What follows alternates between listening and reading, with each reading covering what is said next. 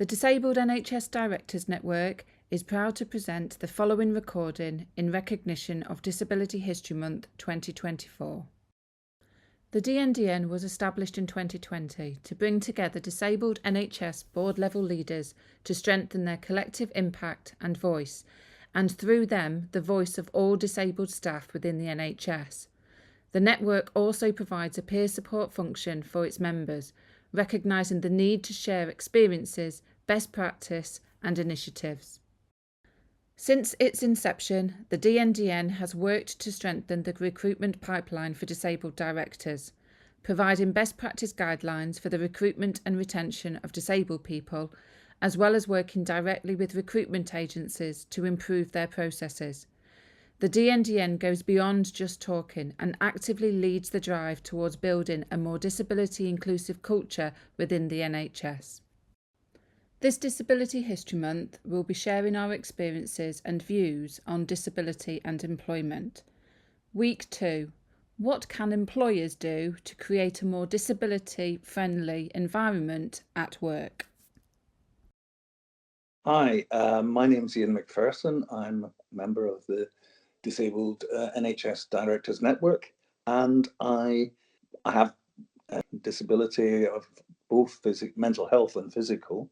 But it's interesting, my disabilities are broadly hidden, and to be fair, I didn't talk a lot about them for a lot of my career. I worked in the NHS off and on for over 40 years, and latterly I started as a clinician, and then as an executive director, and then as a non-executive director and chair.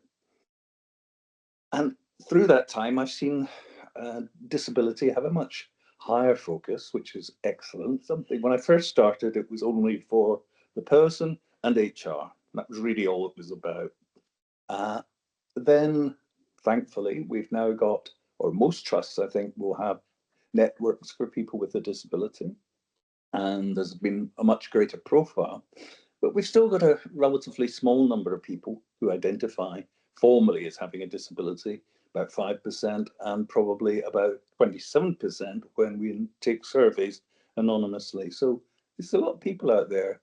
And what I think is, if we could actually make the work environment friendly, not just following the statutory processes, not just getting all tick box things, but actually create the conditions where it feels okay to have a disability and okay to discuss that.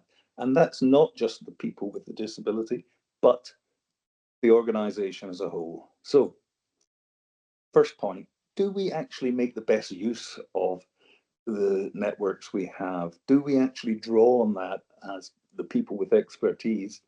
And do we draw them in and not just consult them, so say, oh, well, they can reply to the strategy document, but do we actually engage with them to hear what they want?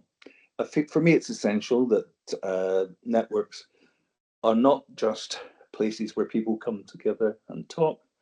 They are places where you can actually get things identified and do something, and then that can be shared with the organization as a whole.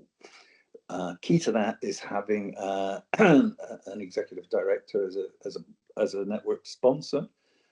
But I think it's also very important that we take the ideas that are there and bring them out. I also think it's very important, if possible, for senior people within the organization who have a disability to be part of that process. And again, that's a great thing about DNDN, but we know there's a lot more people out there who have disabilities, who as both executive and non-executive directors, and it'd be great to get their engagement, because we have heard back time and again that having people in senior positions as role models can make a big difference to people feeling able to talk about it, and not just talk about it as a positive, talk about the difficulties they've had and how the organization can help overcome that. The other thing is, how do we get these ideas to be owned by the organization as a whole?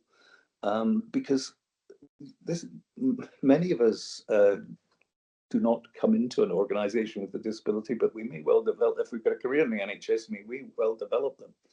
And it's therefore very important that everybody is thinking about disability and how to make it an easier and more friendly environment.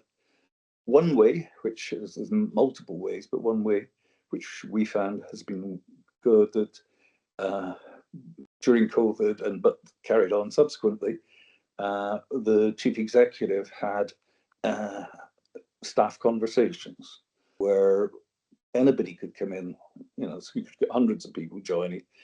But what they ensured is that each of the networks for people with protected characteristics was the sponsor of one of these conversations, and they identified things they wanted to share with their colleagues. And then there would be that would be part of the conversation. And I think we found a lot of people who didn't really know much about disability actually identified not just as having a disability, many of them are carers, many of them recognize these issues, and therefore having that discussion made them more thoughtful and reflective about what they, as a person without a disability, could do to support the organization and to support people with a disability. And that, I think, changed the culture in a way that many other things have not. You can have all the procedures, all the policies, but let's change the culture. Thank you for watching. In week 3, we'll be asking the question, what are the biggest barriers you have faced at work?